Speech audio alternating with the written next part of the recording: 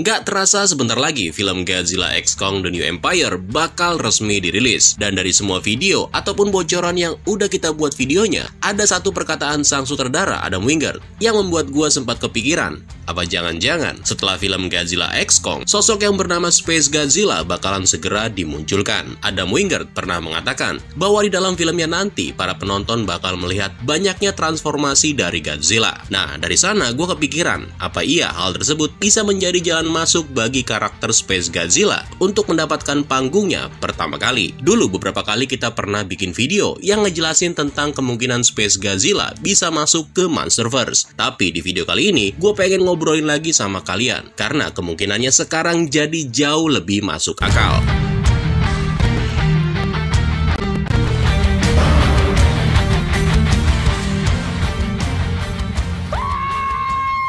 Godzilla x Kong The New Empire telah memberikan sedikit peluang bagi Space Godzilla untuk bisa melakukan debutnya di Monsterverse. Terlepas dari statusnya sebagai penjahat yang pernah muncul satu kali dalam franchise Godzilla karya Toho, Space Godzilla tetap menjadi subjek spekulasi besar mengenai kemungkinannya untuk bisa masuk ke dalam Monsterverse. Untuk saat ini, belum ada konfirmasi bahwa dia pernah ada di dunia Godzilla dan juga Kong. Namun, dengan adanya penambahan dari beberapa pengetahuan baru, tampaknya sudah sedikit demi sedikit membuka peluang tersebut. Diperkenalkan pertama kali di Godzilla vs Space Godzilla sebagai kaiju antagonis di era Heisei dan seringkali disebut sebagai salah satu kaiju terkuat yang pernah dihadapi oleh si Raja Monster. Dalam filmnya itu, Space Godzilla digambarkan sebagai lawan yang hampir tak terkalahkan dan terkenal sangat kejam yang bahkan dengan tega menculik putra Godzilla. Nah, sebenarnya udah banyak banget teori yang mengatakan bahwa kaiju yang satu ini akan muncul di Monsterverse. Cuma masalahnya adalah bagaimana caranya dia bisa masuk. Gak mungkin kan tahu-tahu dia masuk begitu aja. Harus ada background story dan juga asal-usul yang gak terlalu jauh dengan versi aslinya. Nah, ada beberapa detail kecil yang bisa dilihat dari film Godzilla x Kong dan juga series Monarch Legacy of Monsters. Dimana yang pertama adalah ketika Adam Wingard memberitahu bahwa kita akan disuguhkan dengan berbagai macam bentuk baru dari Godzilla. Sejauh ini ada 3 bentuk baru yang udah diperlihatkan. Wujud yang hadir dengan tenaga atom berwarna merah muda,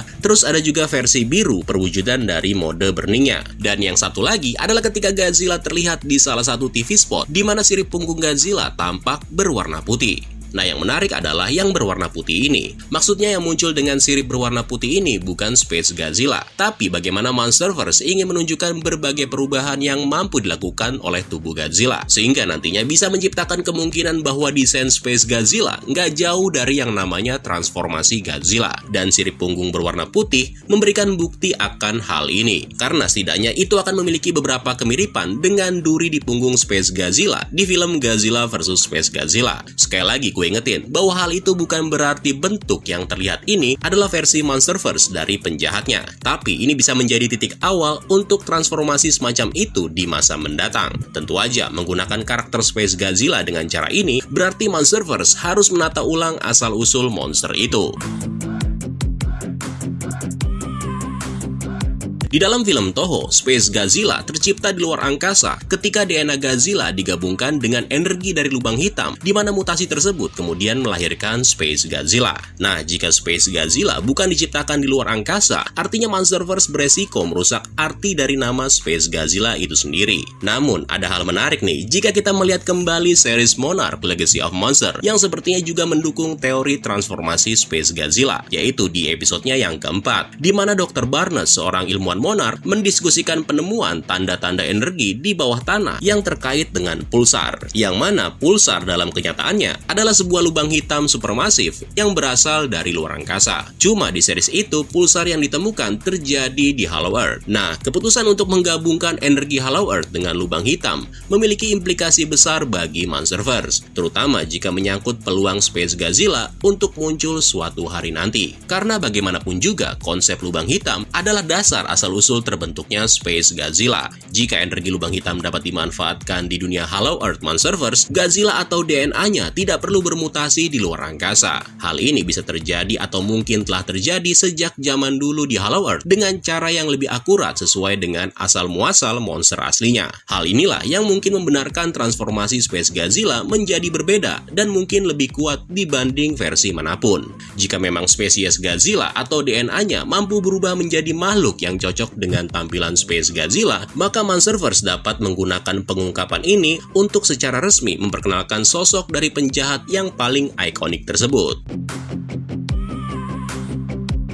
Kita tahu bahwa Godzilla sama seperti Kong yang mewakili seluruh spesies Titan sejenisnya, di mana sampai sekarang diketahui kalau Godzilla adalah yang terakhir dari jenisnya. Namun konsep ini mengingatkan kembali anggapan yang sebelumnya terjadi tentang Kong yang menjadi satu-satunya anggota spesiesnya yang tersisa. Tapi ternyata masih ada banyak banget kaumnya yang masih hidup di dalam Hollow Earth. Nah, hal itu bisa juga terjadi dengan Godzilla, yang mungkin aja suatu saat nanti terungkap bahwa ternyata masih ada Godzilla lain yang hidup di luar sana, yang kemudian bertransformasi menjadi Space Godzilla. Nah, dengan lengkapnya asal-usul terbentuknya, maka itu dapat membuka jalan bagi eksplorasi lebih dalam tentang perang Titan pada zaman dahulu. Perlu dicatat bahwa dasar dari semua teori Space Godzilla bermula dari konsep art Godzilla vs Kong yang belum terpakai, yang menggambarkan monster mirip Godzilla yang berada dalam kejadian selama perang Titan. Meskipun sekarang terlihat lebih mungkin bahwa Scar King adalah penjahat yang sebenarnya dari penyebab terjadinya perang Titan, namun sosok Godzilla yang jahat yang berperan di dalamnya juga mungkin masih memiliki kesempatan untuk bisa masuk ke dalam Monsterverse.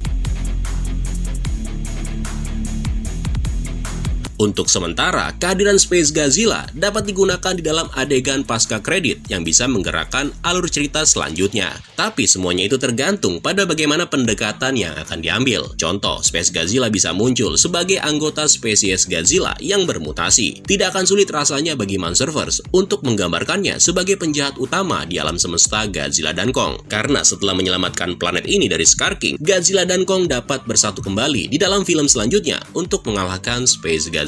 Jika Godzilla x Kong The New Empire terbukti sukses di box office, maka kesempatan untuk melawan salah satu monster terkenal dari Toho menjadi semakin besar. Apalagi satu monster lain yaitu Destoroyah sudah masuk di dalam inti cerita Monsterverse, di mana monster yang satu ini nggak perlu pusing-pusing lagi untuk memikirkan bagaimana asal-usulnya terbentuk, karena sudah ada di film Godzilla King of the Monster. Cuma masalahnya bagi Destoroyah adalah kapan waktu yang tepat bagi Titan yang satu ini bisa dimunculkan. Dan khusus untuk Destoroyah, waktu yang paling tepat menurut gua adalah berada di akhir era sebagai penjahat terakhirnya. So, sekian dulu untuk teori singkat mengenai kemungkinan Space Godzilla hadir ke dalam Monsterverse. Kalau kalian ada teori menarik lainnya, silahkan kalian tulis di kolom komentar. Terima kasih buat yang udah menonton video ini, dan sampai ketemu lagi.